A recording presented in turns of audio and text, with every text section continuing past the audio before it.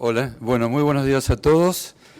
Bueno, gracias por estar en esta presentación que va a ser corta, como ya dijo Esteban, y en realidad en un tema que es convocante de alguna manera, a veces contradictorio, a veces se generan prejuicios en torno a esto, y dentro de la palabra que es resiliente es importante, porque dentro de lo que es resiliar implica interpretar conflictos y salir adelante con condiciones favorables, así que desde ese punto de vista me parece adecuado. Bueno, básicamente lo que le voy a dar es algunas pautas para avanzar en proceso de ordenamiento en donde, como vemos, evidentemente es una estrategia de avance colaborativo en proceso de desarrollo, donde integramos a todos los actores a diferentes escalas. Básicamente hay premisas centrales que no debemos de obviar cuando hablamos de ordenamiento.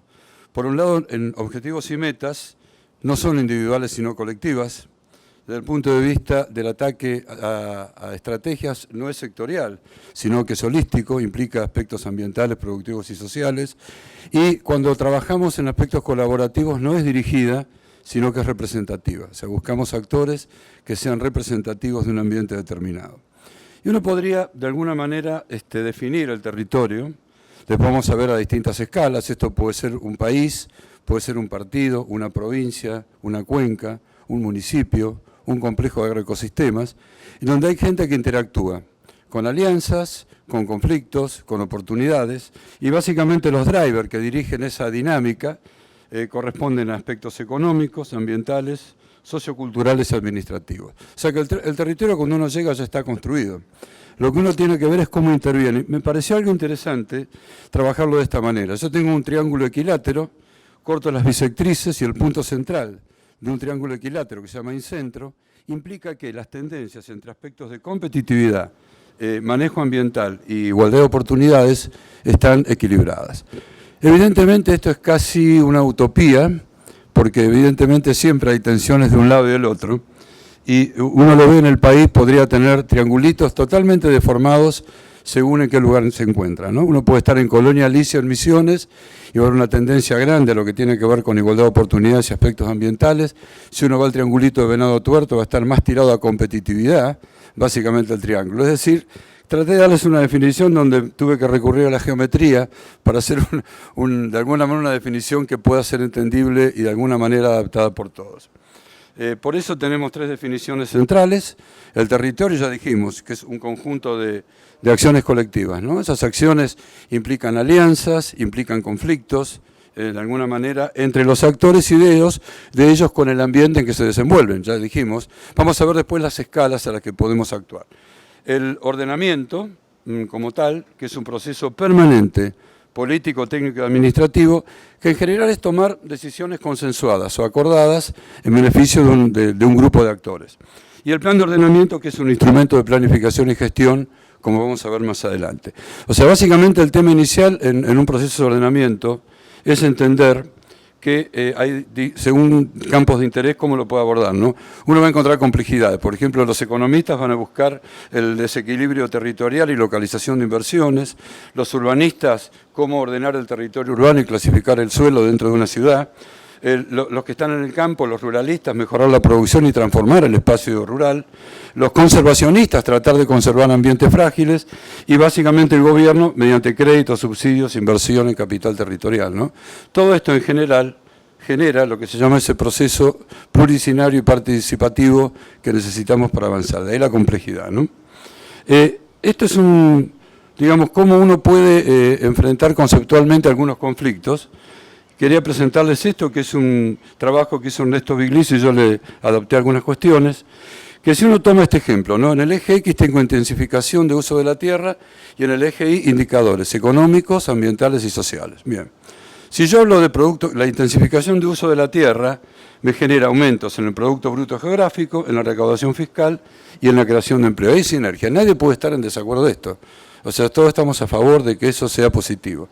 Pero cuando lo cruzamos con ordenamiento territorial, áreas de reserva, calidad ambiental, empieza a haber conflictos. Por lo tanto, lo que tenemos que buscar, y no me anda mucho este punterito, pero es una línea de corte, perdón, voy para atrás. una línea de corte en donde me permita acordar acciones en donde estos conflictos pasen de rojo y se ubiquen en esta situación. Esto es bastante común, leer lo que está pasando en algunos lugares, ¿no? Cuando hablamos de contaminación, por ejemplo, es un tema que genera este tipo de situaciones.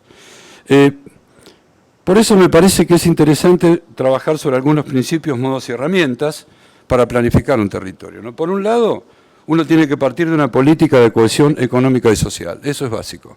No podemos fragmentar planes económicos de planes sociales, eso es importante. Por otro lado, un enfoque de tipo multisectorial, y la herramienta puede ser análisis multicriterio. También hay otras formas, como los expert choice, algunos software adecuados a trabajar en este tipo de situaciones. Después, el conocimiento de la problemática urbana rural. Esto es muy importante, identificar conflictos y expectativas de y entre los actores. Porque si uno hace un taller en un área determinada y resulta que los actores dicen que toda la culpa es del gobierno, del municipio, no avanzamos mucho. El tema es cómo es la red de conflictos y oportunidades entre ellos. Eso es lo que tenemos que sacar. Y ahí tenemos relevamiento de línea de base, tenemos el mapa de actores con talleres participativos, que hay distintas metodologías que por el tiempo no los vamos a hablar aquí, y obviamente ciencia y técnica para generar los planes y proyectos que van a desarrollarse en esa zona. Y por último, el enfoque de la intervención pública, ¿no? Ahí es importante la legislación que sea flexible, digamos que los funcionarios interpreten la inversión en capital territorial y hacer foco en la innovación. Y los modos son los presupuestos participativos, los fondos de inversión a proyectos acordados y la capacitación en redes, que es un tema central, o sea, los funcionarios deben tener áreas de capacitación en redes. Esto me parece importante porque los actores territoriales y no los sistemas tecnológicos son los que causan los cambios. Y esto es importante porque ¿cómo estamos hoy en el país? Acá les muestro la pirámide de población etaria urbana rural de Tandil. Acá a la derecha van a ver varones urbanos, a la izquierda mujeres urbanas, y esta aguja es varones y mujeres rurales. Entonces, bueno, puedo decir, ¿dónde están hoy nuestros actores en el campo? Están en la estancia, están en los clubes sociales de los pueblos. ¿Dónde están? Están en todos lados. Si yo veo, ahora les pongo otro de la provincia de donde vengo, que es Corrientes, en Ituzaingó se da algo similar, nada más que el éxodo hace que la base de la pirámide, o sea, los jóvenes nacimientos son menores, ¿no? Pero el eje rural es igual. Les doy un dato, si uno ve los censos de población, el último y el anterior, Argentina creció más o menos unos 7 millones de habitantes. En el medio rural pasamos de 4,5 millones a 4, o sea, bajamos. Entonces, yo creo que es importante identificar cuáles son los que toman decisiones en el campo rural. A veces puede ser un puestero, porque es el que dice dónde hacer la rotación para el pastoreo, y no lo dice el propietario porque no está. Y en este caso, últimamente, con campos alquilados, sabemos que a veces pasa más tiempo en el campo el contratista, después el arrendatario y el propietario, luego es un rentista, ¿no? Entonces esas condiciones hay que entenderlas para ver con quién vamos a interactuar. Por eso me detuve un poco en esta diapositiva. Esto es de Redatam de INDEC del 2010. Obviamente ahora supongo que tendríamos que revisar esto y ver si esa aguja es todavía más aguja, que seguramente lo es. Por eso me parece que una vez que yo detecto dónde están los que realmente quieren tirar para adelante el caballo, veo el enfoque ascendente. El enfoque ascendente es situar a las poblaciones locales en el centro del proceso de desarrollo. Eso quiere decir que no queremos un plan de ordenamiento autista, que lo armen 4 personas, porque sabemos que eso fracasa. Eso es muy cierto. Y eso implica que al tener participación, decisiones colectivas, se puede apropiar del proyecto la gente que está involucrada. El plan tiene 2 instrumentos básicos, que es lo normativo y lo operativo. Normativos con leyes y ordenanzas, operativos con programas y proyectos.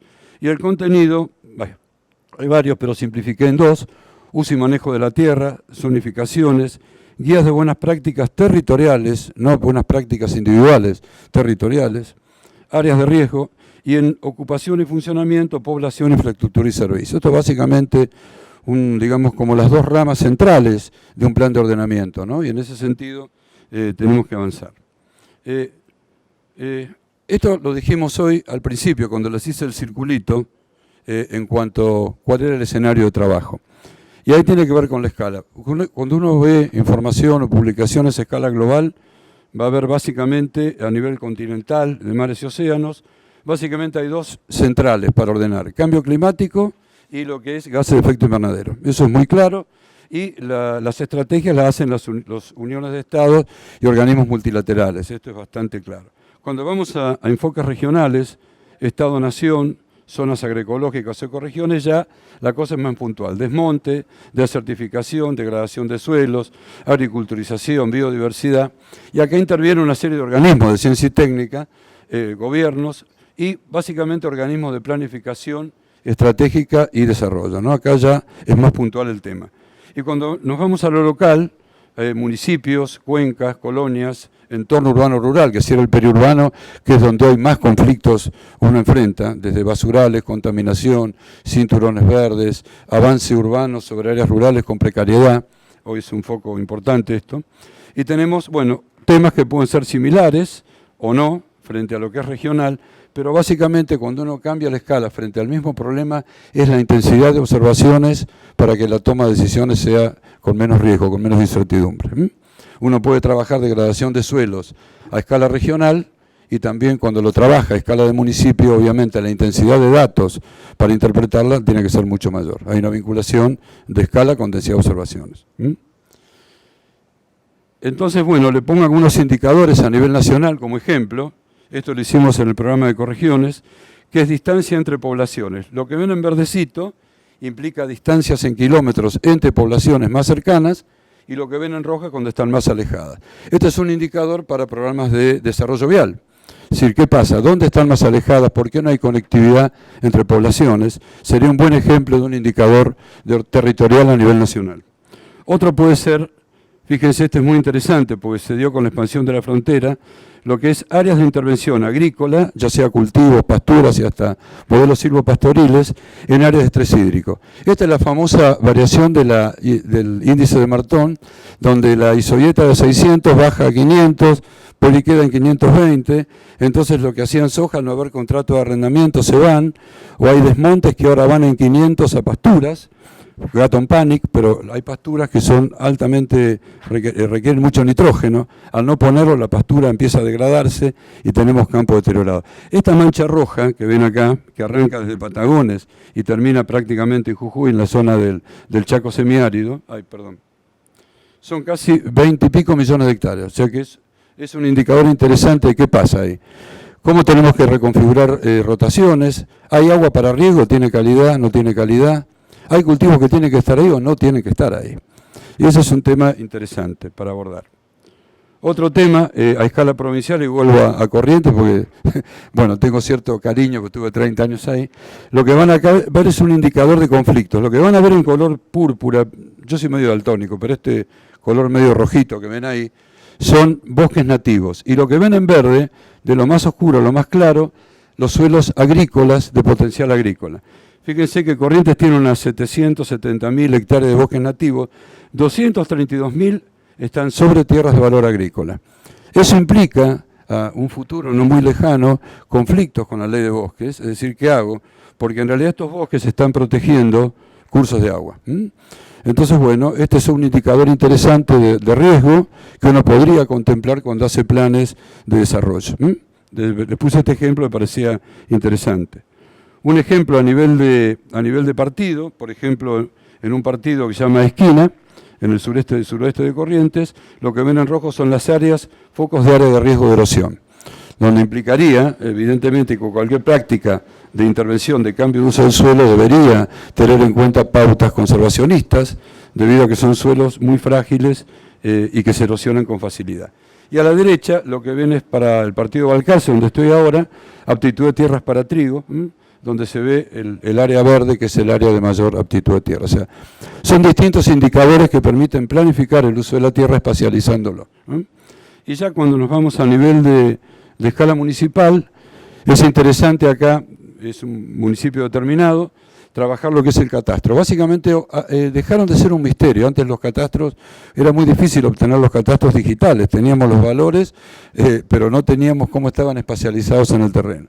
Ahora están. Obviamente algunos no están muy actualizados, hay que verlos, pero es la herramienta que tenemos. Eso nos permite identificar en un municipio si la producción es intensiva, semi-extensiva o extensiva. O sea, yo en un municipio como estos, donde fíjense que prácticamente predominan las explotaciones chicas, no podría ser un planteo de agricultura extensiva. Sí podría hacer planteo de agricultura intensiva, ¿no es cierto? Y por otro lado, otro ejemplo es ubicar población rural. De manera que yo puedo identificar zonas en donde hay más concentración de población rural, de manera de tener de alguna manera seleccionadas áreas en donde yo puedo tener más intervención desde ese punto de vista. Estos son algunos ejemplos, esto lo voy a pasar. Me interesa sí terminar con esto, ¿no? Vimos que la participación es fundamental en todas las etapas. Tenemos dos etapas centrales, lo que es formular e implementar. En formular, que es la fase inicial, tenemos lo que son las políticas y metas de desarrollo, objetivos, cuál es el centro del proyecto y los objetivos y metas iniciales. Esto nos implica, constituir equipos técnicos y científico-técnicos y elaborar un principio de plan operativo, un principio. La segunda etapa, que es la del diagnóstico, que es muy importante, el análisis territorial, con los mapas de actores claves, con potencialidades, limitaciones y conflictos de uso, y barrer todos los segmentos de un territorio, o sea, el administrativo, político-administrativo, el biofísico, el económico y social y el ambiental. Eso me permite una evaluación integral del territorio y ahí, a través de este mapa de actores, puedo ajustar los objetivos preliminares. Ser más preciso en eso porque lo que necesitamos son objetivos acordados, porque si no volvemos a instalar lo que nosotros queremos hacer y nada más. En la fase de prospectiva, puedo generar escenarios tendenciales, qué ocurriría en el territorio si seguimos como estamos, o qué escenarios acordados con los actores del territorio buscamos para que no sean tendenciales, generar guías de buenas prácticas territoriales, mantenimiento de caminos, cómo son los escurrimientos en las cuencas para no afectar a nadie, si tengo que generar áreas de borde sobre los arroyos para evitar erosión. Eso implica, la guía de buena práctica territorial implica aspectos colaborativos, integrados, no de una persona sola, sino que afecta a varios. Y la guía de servicios. Y la instrumentación que tiene que ver con la propuesta del plan, la adopción normativa y la ejecución. La operativización, seguimiento y control, vigencia y revisiones, evaluación y ajustes, ¿no? En realidad todo esto es interesante pasar de la percepción a la precisión y dinámica territorial mediante un sistema de información territorial que sea dinámico, que uno pueda ver los cambios mientras van ocurriendo. Y eso es importante, si cada municipio o grupo de productores tuviera acceso y manejara esto, sería muy, muy bueno para avanzar en este sentido, ¿no? Y finalmente, me parece que es interesante ver cuál es el resumen de la visión, ¿no? Normalmente uno trabaja sobre un paradigma reduccionista, un interés de corto plazo, una planificación sectorial y a veces hay ausencia de contabilidad ambiental. Cuando esto ocurre, nuestro famoso triangulito equilátero empieza a desequilibrarse, ¿no es así? Empieza a tirar de un lado para otro. Y acá surgen problemas ambientales y territoriales. Entonces, ¿de dónde arranco? ¿De dónde arranco? Hay que arrancar de la evaluación de problemas ambientales y territoriales, generar mecanismos de control para corregir paradigmas reduccionistas. La manera es esa, arrancar desde este lugar. Y el camino a recorrer es en un plan de ordenamiento. Esto era básicamente lo que tenía para decirles, el tiempo es corto y es interesante por intercambiar entre nosotros opiniones y preguntas, ¿no?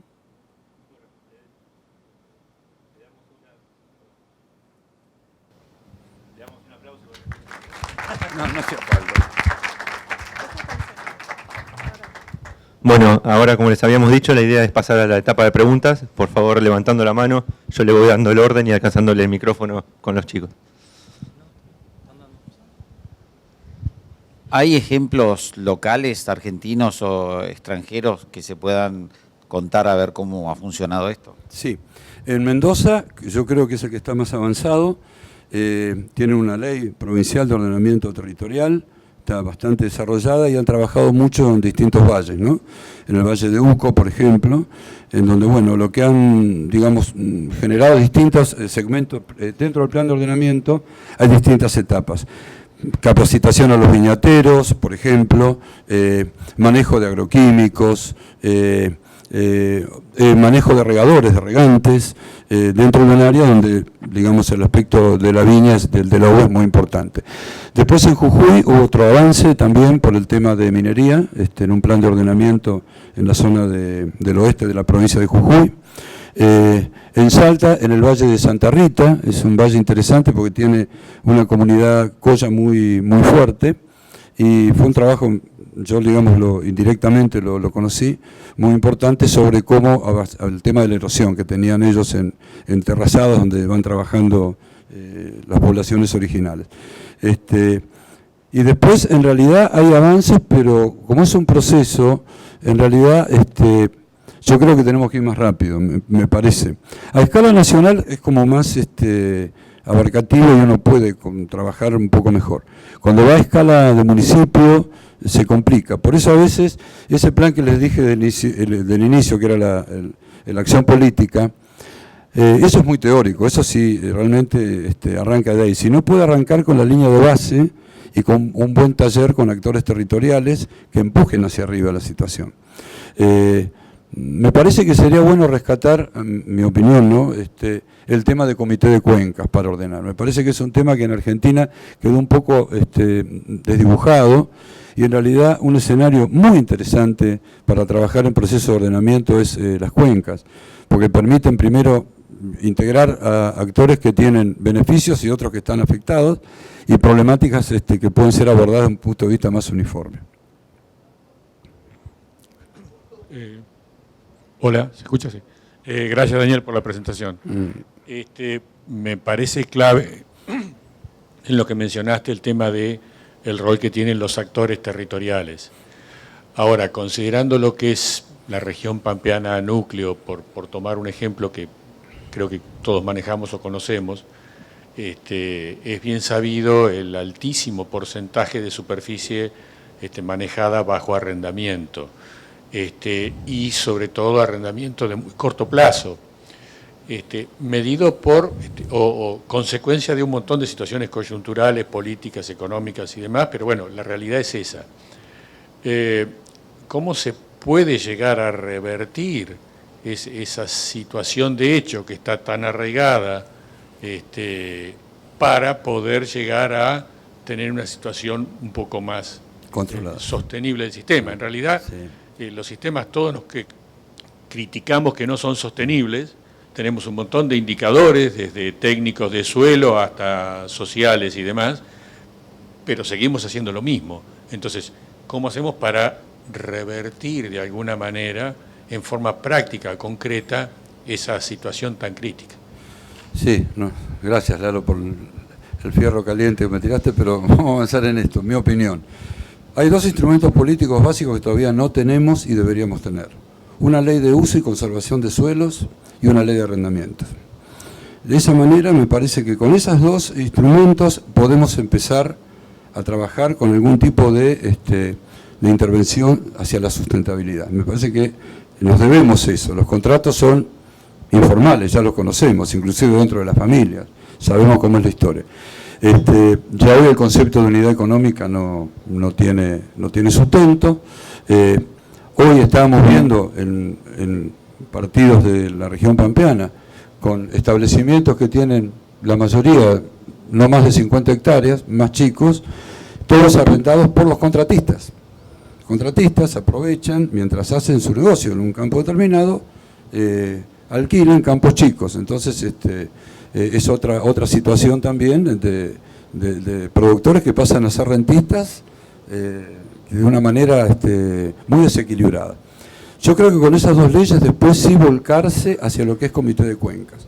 Me parece que es una manera más práctica y sencilla de trabajar.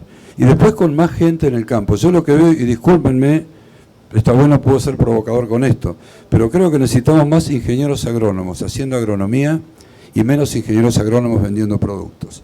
Me parece que ese es otro tema que impacta en la simplificación de la agricultura que tenemos hoy. Y realmente hoy volver a mirar el suelo, la tierra, mejor dicho, más que el suelo, la tierra, desde un punto de vista profundo de la agronomía, implica un estado de arte en donde quizás un campo es diferente al otro. Y hoy hemos simplificado mucho eso. Entonces, yo creo que las leyes, como el tema central, organizar cuencas y capacitar fuertemente a nuestros profesionales que están trabajando en campo de productores, con no digo un nuevo paradigma, pero profundizar básicamente la lectura de lo que están haciendo hacia adelante. O sea, esa visión de corto plazo que nos ha generado algunos problemas, ¿no? Y que hoy justamente lo vamos a ver mañana en Extensión en Suelo, que es una de las charlas que también vamos a dar, donde uno ve en la región sudeste de la provincia de Buenos Aires, áreas con suelos de los mejores suelos de Argentina, procesos de erosión que antes no había. Y lo estamos viendo básicamente no solo porque no entró el trigo, porque uno puede decir ahora entra el trigo y las rotaciones, no, es porque hay un mal manejo en general, porque no hay mucho monitoreo, no hay mucho seguimiento, y pasa lo que vos decís. Yo creo que esas políticas, cuencas, como tema central, y capacitación, así que son las tres condiciones para salir de esto, ¿no?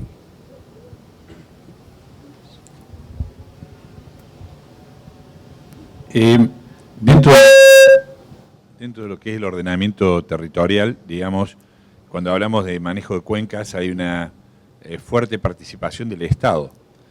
¿Y cómo ve usted, digamos, la posibilidad de amalgamar a los recursos dispersos que hay a nivel provincial, por ejemplo, entre Ministerio de Agricultura, Recursos Hídricos, Vialidad, Nacional, Provincial, digamos, y que es muy difícil, por lo menos en lo que me toca diariamente, poder conciliar y poder juntar a ambas, a varias de esas entidades, o a dos de ellas al menos?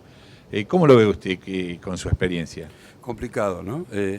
En realidad hay un sentido de pertenencia de organismos públicos muy fuerte, en donde como que hay cuestiones que son de uno y no de otro, ¿no? Esto es mío, no es de otro.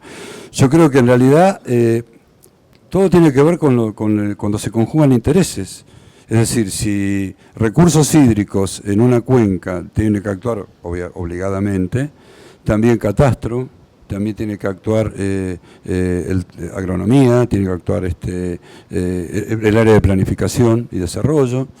En fin, yo creo que no es fácil porque es quien es el que hace quien amalgama todo esto, ¿no? Pero quizás la responsabilidad está en el comité de cuencas, o sea, está en el que de alguna manera gerencia un comité de cuencas. Y eso depende mucho del perfil de la gente en realidad, ¿no? Puede haber cuencas que... Lo mismo pasó con ordenamiento, o sea, donde la gente tiene intereses comunes y baja objetivos individuales porque ve que hay objetivos colectivos que deben ser cumplidos, ahí avanza. Ahora, cuando cada uno quiere tener su objetivo, la verdad que es complicado, pero me parece que es un proceso que hay que darse, ¿no? Me da la impresión. Daniel, buen día. Hola. Veía con asombro el tema de los agrónomos que nos podemos dedicar a la parte de agronomía y la parte, digamos, específicamente venta de productos que no creo que se contraponen y van de la mano. Claro. Por otro lado, son temas sueltos que están ocurriendo. El tema de la falta de rotación de los cultivos, bueno, todo el mundo sabe lo que pasó, pero lamentablemente eso hay que revertirlo y no es una tarea de 7 meses, va a llevar años. Tenemos que hacer una reforma profunda de la red de arrendamientos, que es un absurdo el contrato accidental. Totalmente. Permitir, digamos, que las partes se combinen en un contrato mínimo de 3 años, con rotaciones adecuadas, incluyendo ganadería, o por ahí quise un poco más de plazo para hacer este último ítem. Y bueno, en esencia sería un poco eso. De todas maneras, tendremos la esperanza que la cosa funcione de acá en más y todo nos arreglen en tan poco tiempo, ¿no? Sí, coincido. Digamos, el hecho de la agricultura permanente en general, la agricultura continuada, hoy tiene que ser revisada. Hay que volver a los sistemas mixtos en algunos sectores donde la fragilidad es importante. No hablemos de la zona de desmonte, ¿no? Porque ya directamente nos vamos a un extremo, ¿no? Otra cosa me olvidaba. soy un enamorado de la siembra directa, pero siembra directa sin rotación no sirve. El monocultivo de soja no funciona. Haría falta una política de largo plazo y de extensión de medios. Pero es un tema de combinar entre propietarios y arrendatarios. Sí, yo coincido también con eso, sobre todo en áreas, por ejemplo, eso lo hemos visto, en áreas dependientes de más del 5% y menos del 50% de cobertura. Evidentemente la siembra directa es un sistema, no es una práctica. Si yo la hago, siembro la semilla en un suelo del 5% de pendiente, a favor de la pendiente, y con 50% de cobertura, estoy haciendo un desastre. O sea, no, la directa no funciona. Y en esos puntos encontramos en una cuenca de sudeste, de Balcarce, sobre 40 puntos, en 25 observaciones no había más estructura granular. Era laminar por encostrado, estructural en la cima y sedimentaria en pie de loma. Todo en siembra directa. Sí, no, de acuerdo. Lo que pasa es que hay que hacer un Eso- replanteo de muchas cosas y bueno, ver. Hay que replantear esas Pues cosas. la provincia de Buenos Aires no es, hablando de provincia de Buenos Aires, ¿no? Exclusivamente, no es una sola y tiene 1000 suelos distintos. Sí, seguro. Entonces Sí, hay que sí. analizar punto por punto y caso por caso. Totalmente. Que no es una tarea menor y va a llevar su tiempo. Nada más. Coincido. Gracias. No, gracias a usted.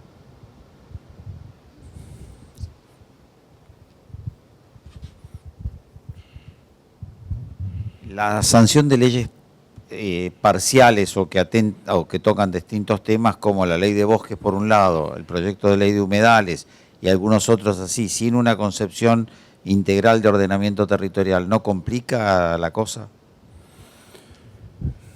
Bueno, veo que la ley de bosques está en revisión ahora, ¿no? Está, en realidad, digamos, si se aplicara adecuadamente, cumpliendo los 10 requisitos que tiene la ley de bosques, para tener bosques rojos, amarillos o verdes, ¿no? O sea, los rojos no se tocan, los amarillos implican algún nivel de intervención menor y los verdes pueden ser cambiar el uso del suelo siempre y cuando haya un plan de agricultura sostenible en el cambio de uso del suelo.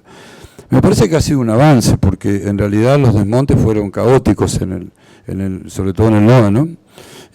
Así que me parece que no complica. El tema es que, como todo, que se aplique y se controle, porque hemos visto en la zona de Chaco, en Pampa del Infierno, también en Anti, Rivadavia, en Salta, que bosques rojos se quemaban, decían que era accidentalmente, claro, se quemaba el bosque y no era más bosque. Entonces no estar monitoreado, uno lo deja librado a cuestiones que dependen del perfil ético de la gente. Pero me parece que es útil tener una ley de bosque. Me parece igual que la ley de humedales, es muy útil tenerla, muy útil. Lo que ha pasado en el río Luján o lo que ha pasado en algunos sectores del borde de Liberá pueden ser atenuados con una ley de humedales, ¿no? De control de humedales.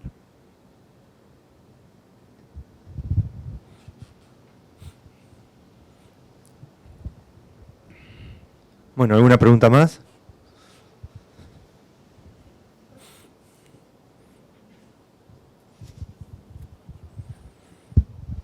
A nivel global, ¿Argentina está trabajando también en esto o está aparte? En lo que es Las ordenamiento... escalas que contó y que hay. Claro. En realidad se ha hecho algo a escala nacional, en un programa nacional de INTA, que era de ecorregiones, que avanzó en ese sentido, con el Ministerio de Agricultura, algo hicimos con la FAO también, en un convenio, Carla está presente porque ella era una de las que nos acompañaba en esto, pero no hay una estrategia como por ejemplo el mapa de suelos global del mundo o de Latinoamérica.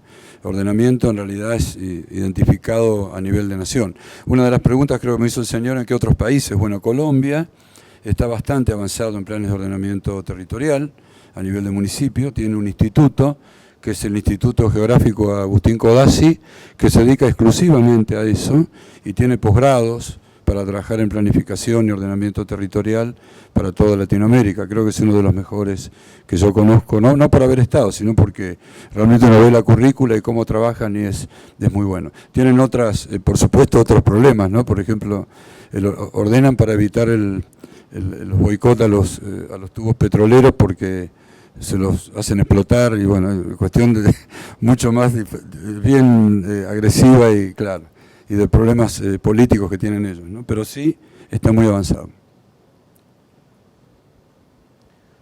Hola. Hola, ¿qué tal? Bueno, yo soy del sudeste de Córdoba con serios problemas de anegamiento. Estamos trabajando desde el comité de Cuenca para abajo. Nosotros estamos trabajando desde la parte de abajo, desde los consorcios canaleros, cómo articulan con los consorcios camineros. Estamos tratando de elaborar un borrador de ley de uso de suelo basado en balance de carbono positivo. Bueno, pero eso está bien, la ley de arrendamiento está bien, pero yo creo que hay una parte fundamental en donde creo que no se está atendiendo, que es la formación académica de jóvenes que se vayan a radicar en el área rural, porque todo está bien, te voy a llevar al terreno de la producción mixta y ganadera, pero cuando me decís, ¿y mi escuelita rural dónde está? Y cuando uno lee o liquida un sueldo de un peón rural, es lo más tirado que hay en el suelo. Entonces, si vos no motivás una familia que recuperás esa cultura degradada de la ruralización y además lo invitás a que se radique en un campo y el sueldo de un peón general de 7.200 pesos y además no tiene escuelita rural y no tiene caminería, si no trabajamos fuertemente en ese fortalecimiento, todo lo que hagamos en ley de uso y manejo de suelo, ley de arrendamiento y todo lo demás, si no pensamos que el recurso humano es el protagonista fundamental de todo esto, vamos a hacer agua también. No le estamos dando caminería, somos muy egoístas en nuevas transectas, o sea, hoy hay caminos rurales que son canales de desagüe, pero hay tanto egoísmo que a veces entre productores somos egoístas que no te dejo pasar ni siquiera con un auto descargable. Entonces, si no puedo llevar a mi chico a la escuela, aguantaré un mes y después te digo, mira, discúlpame, me interesa el proyecto, pero me voy a vivir al pueblo. Totalmente de acuerdo, es así.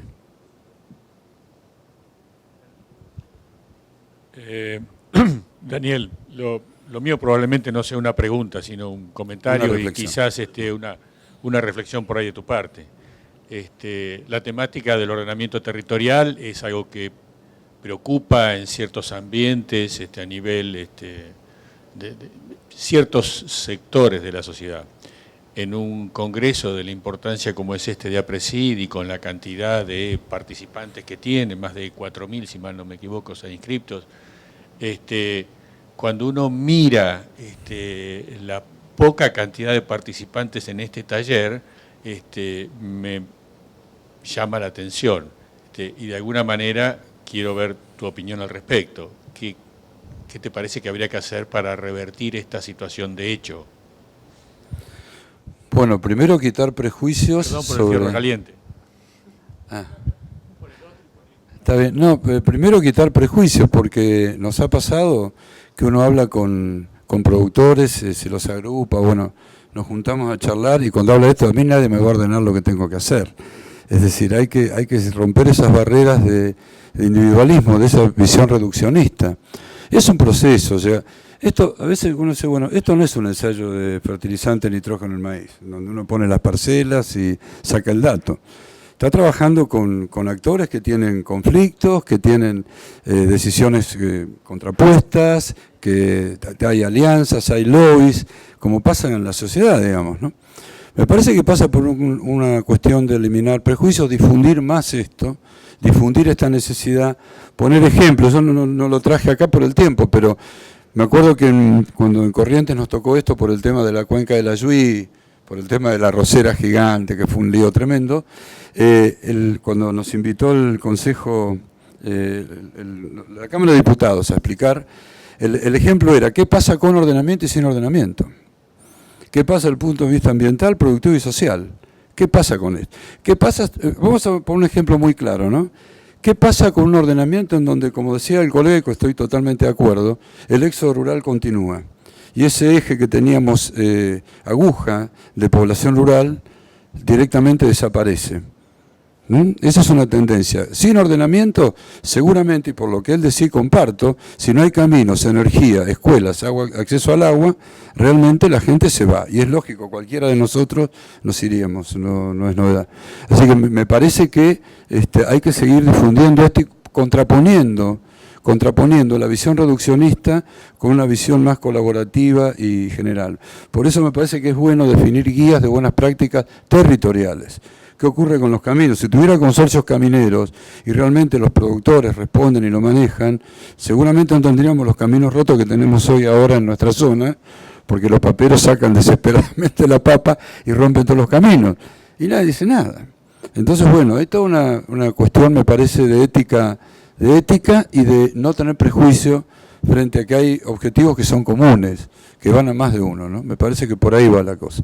Y hoy somos pocos, pero a lo mejor en la próxima vamos a ser más. Espero ser más. Disculpas, última pregunta por los tiempos, ¿sí? Bien. Daniel, ¿qué tal? Hola, ¿cómo te va? Bien. Mira, en relación a lo que decía Hernán recién y al colega respecto a esto de, bueno, cómo instalamos determinadas cuestiones, a mí me parece que sería también importante discutir relacionado con el ordenamiento territorial, porque convengamos que el ordenamiento territorial no sigue siendo una herramienta, como es la gestión territorial o la planificación territorial, que parece en términos que similan un mismo concepto y no lo son cosas diferentes. Podemos pensar que tenemos que instalar la discusión sobre el desarrollo territorial. Esa es la idea. O sea, yo creo que si pensamos en términos de desarrollo territorial, el ordenamiento como herramienta va a servir a ese desarrollo. Creo que la discusión es supra, o sea, tenemos que irnos más arriba a discutir. Por eso esta cuestión de conflictos y controversia con caminos, comité de cuenca, consorcios camineros, canaleros y demás, se discutiría en otras mesas. Después el ordenamiento viene a servir con sus herramientas a priorizar tal o cual cuestión. Nosotros venimos de un congreso de suelos hace un mes en Río Cuarto, donde la premisa era el ordenamiento territorial y los suelos, ¿no? Tal vez, si hoy es resiliar, en el próximo evento pueda tenerse en cuenta que un eje podría llegar a ser primordial el ordenamiento territorial en el marco de la siembra directa o de este tipo de prácticas, cosa de que ir instalando discusiones de esta naturaleza, darle más segmentos de discusión dentro del Congreso sería importante para establecer marcos reflexivos que de alguna forma nos lleven a profundizar este tipo de discusión. Sí, yo creo que está bien. Vos sabés que discutíamos con Carla y con otros colegas que en realidad el gancho debería ser planificación de uso de las tierras para el desarrollo sostenible. Donde no que el ordenamiento no genere prejuicios ni luces amarillas. Vamos a planificar el uso de las tierras para el desarrollo sostenible. Agrícola, ganadero, turístico, industrial, conservación. Digamos, me parece que ese es el camino. Estoy de acuerdo con eso. Bueno, le agradecemos a Daniel de vuelta con un fuerte aplauso. Gracias a ustedes, muy amable.